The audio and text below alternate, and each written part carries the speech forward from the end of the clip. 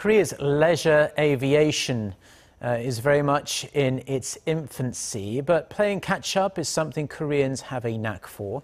This year, a two-seater light aircraft was developed, and 80% of it was made using homegrown technology. With more on this technological breakthrough, as well as the obstacles to clear for the industry to really take flight, here's Oh Jung-hee.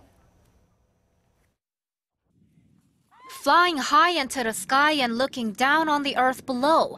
It's a dream that many have fantasized about in the past. Flight has come a long way since the Wright brothers first took to the skies over 100 years ago.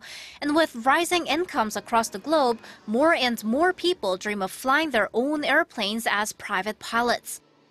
The United States and a few European countries are leading the light aircraft market. The industry is just getting started in Korea. Though the country exports its T-50 supersonic jets, one of the world's few trainer jets, it hadn't produced any aircraft for personal use. But this year, a two-seater light aircraft was fully developed for the first time in Korea and is now having test flights.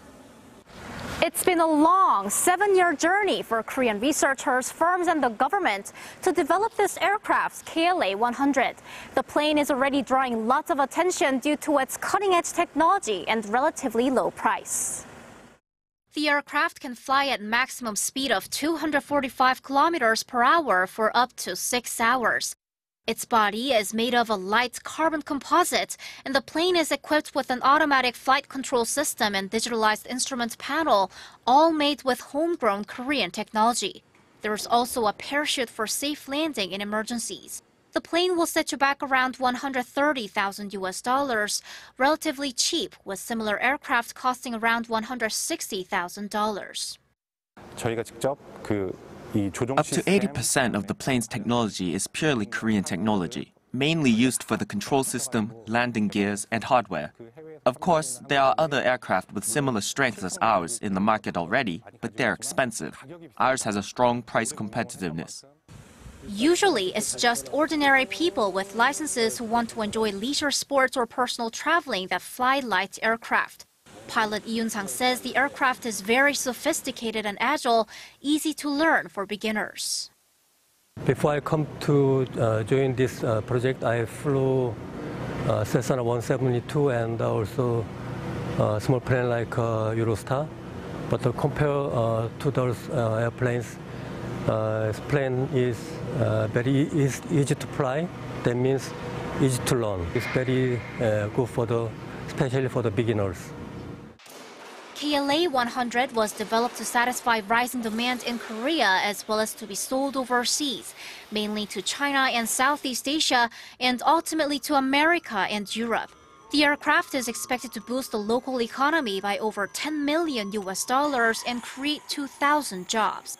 Its development is not only significant in that it's Korea's very first commercialized plane, but also in that it'll enable the development of other fourth industrial revolution technologies.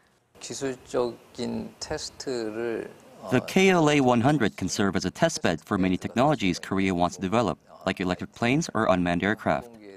This is very important because if we buy and use planes from other countries, it's difficult to test new technologies as we don't have much data on the plane itself. Since 2014, the Korean government is carrying out projects to stimulate the leisure aviation industry, and regional governments are establishing airstrips. The country hopes to expand its aviation technology to ultimately produce larger airplanes in the future. Korea's technology was a bit too weak to produce large airplanes, so we chose to start with light aircraft, the entry barrier of which is relatively lower. Now with their KLA-100, the basic infrastructure is set up to finally develop 50-seater airplanes in the future.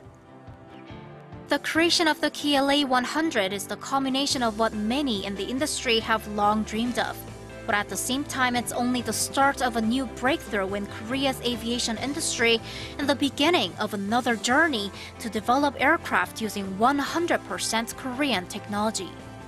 Oh Jung-hee, Arirang News.